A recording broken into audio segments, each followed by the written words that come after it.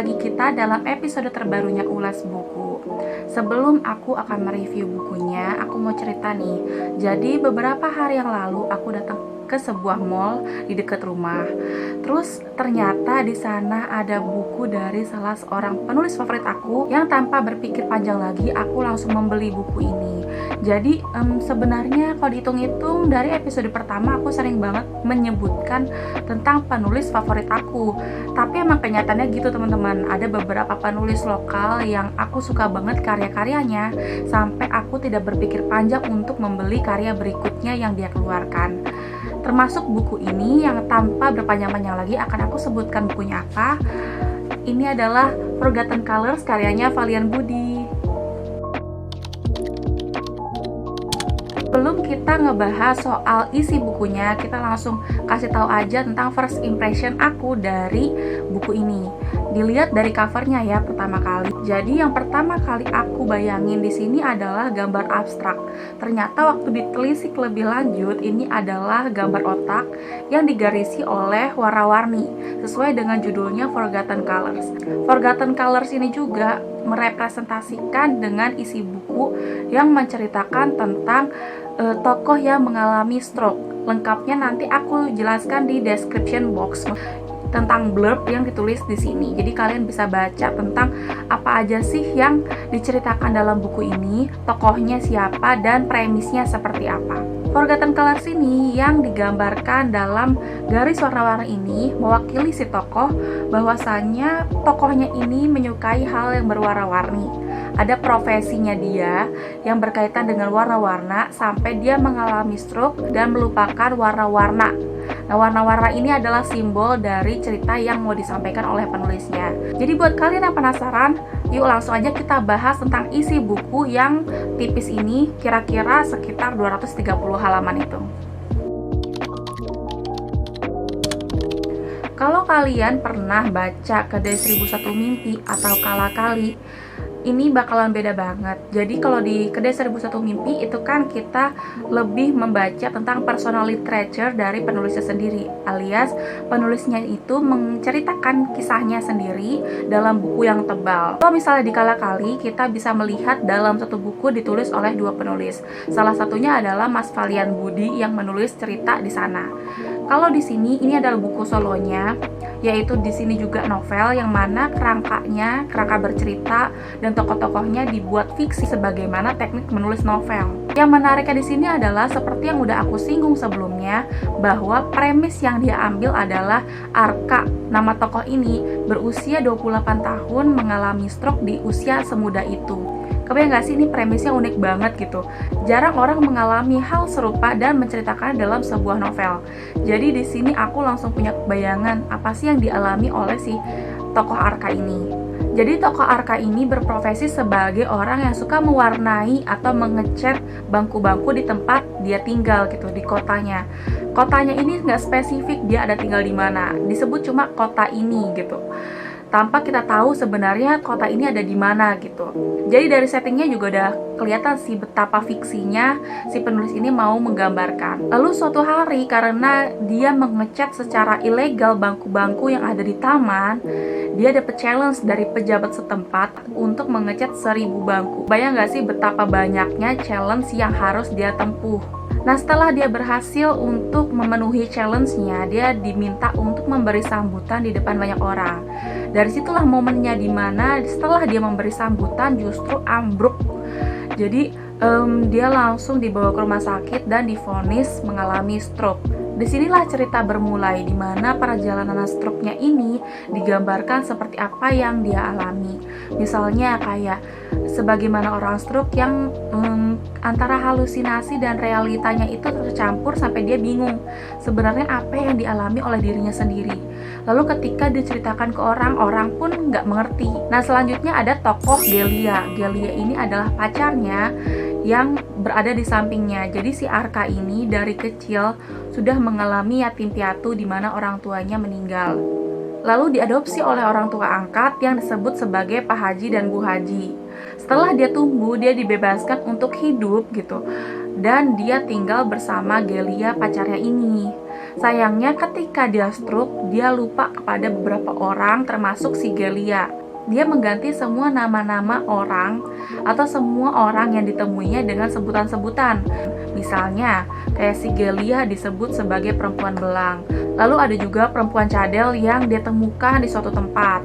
Terus dokternya sendiri disebut sebagai lelaki gemuk merah.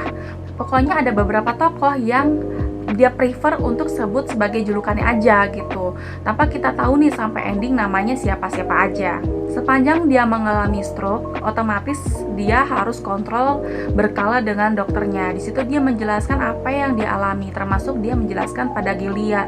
Nah, yang lucunya Gelia ini bukan tipe orang-orang yang mainstream gitu. Dan lucunya Gelia ini menghidupkan cerita sampai kita ngerasa impress gitu, tertarik banget dengan karakter Gelia yang loncat-loncat.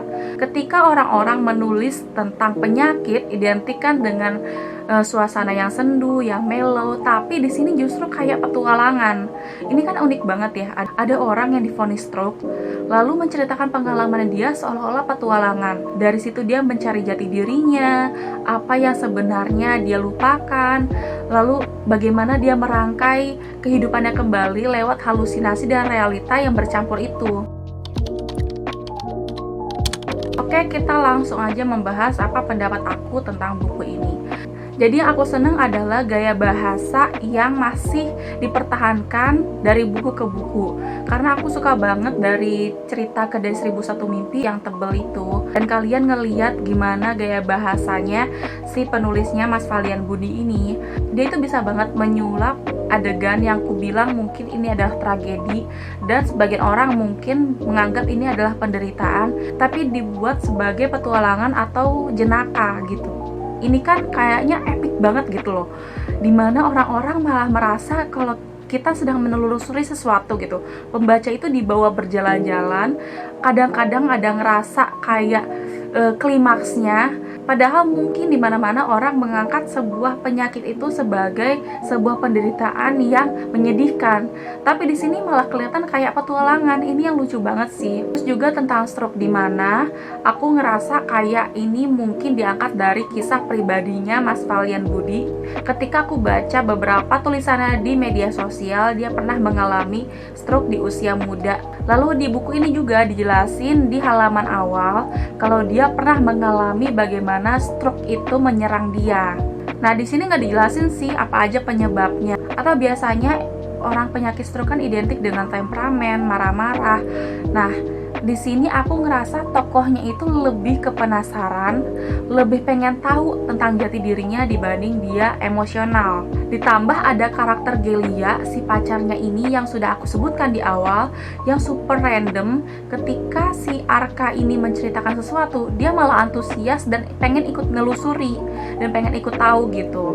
Dan aku juga nggak expect ternyata di tengah jalan cerita ini dibawa dengan ada fantasinya. Jadi ada unsur fantasi yang aku mikir, loh ini ternyata ada hal-hal yang di luar perkiraan aku gitu. Jadi ada adegan di mana Gelia dan dokter ini mematung, yang aku pikir, loh kok ini ternyata ada sulap menyulap atau nge-freeze ini kok kayak fantasi ya. Tapi di sini juga dijelasin sih apa yang terjadi pada adegan itu, kenapa mereka bisa mematung tiba-tiba ketika Arka ini menceritakan sesuatu. Dan yang gak aku expect selanjutnya adalah ketika si Arka ini menceritakan tentang nilai-nilai bernegara atau unsur-unsur konspirasi yang di luar perkiraan aku. Jadi ternyata di sini ada pesan moral yang berkaitan dengan kenegaraan.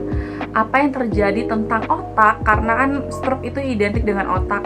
Lalu dan bagaimana negara itu mengendalikan otak para penduduknya.